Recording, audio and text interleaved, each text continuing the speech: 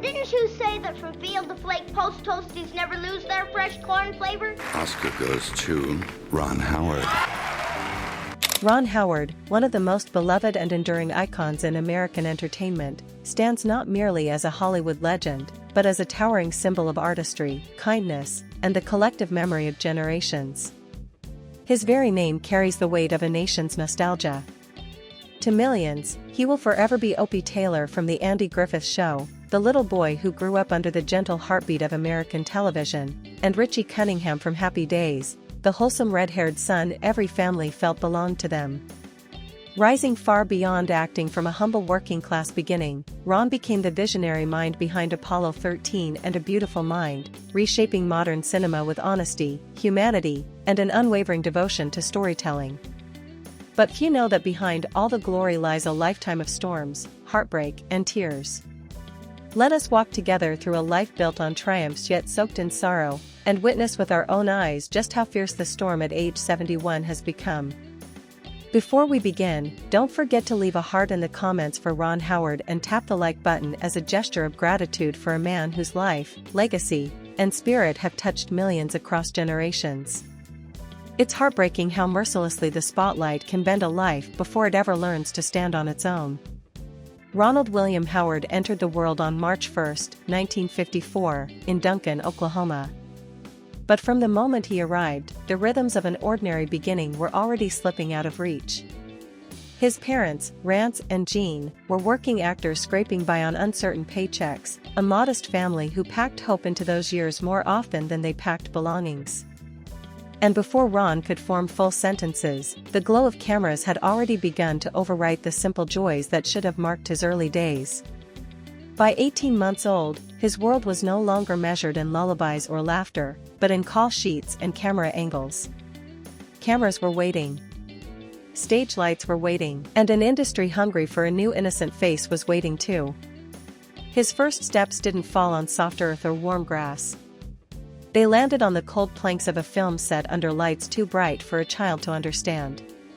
When the Howards moved from Oklahoma to California in the mid-1950s, chasing the rising tide of television, their lives tightened around studio gates and unpredictable casting calls.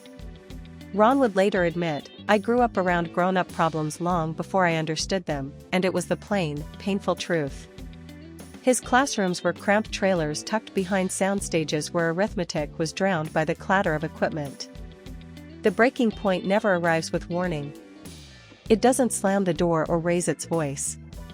It slips in quietly, like a draft through a cracked window, unnoticed at first, then suddenly everywhere.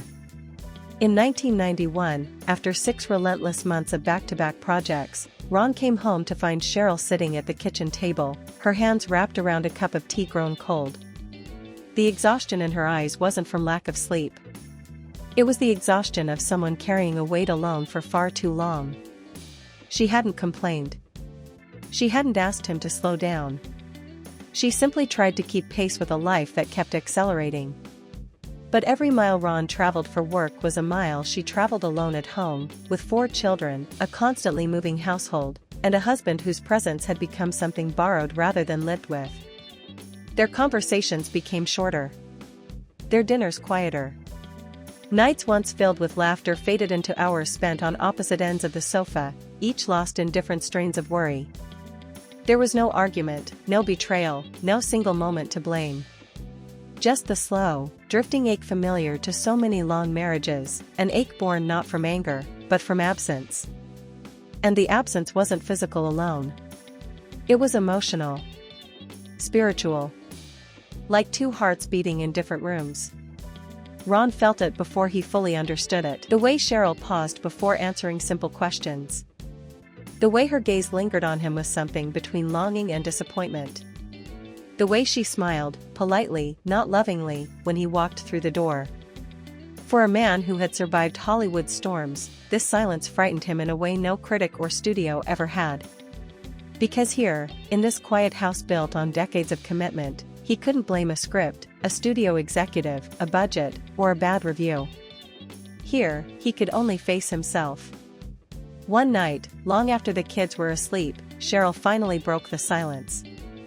"I miss you," she whispered. Not angrily. Not accusingly.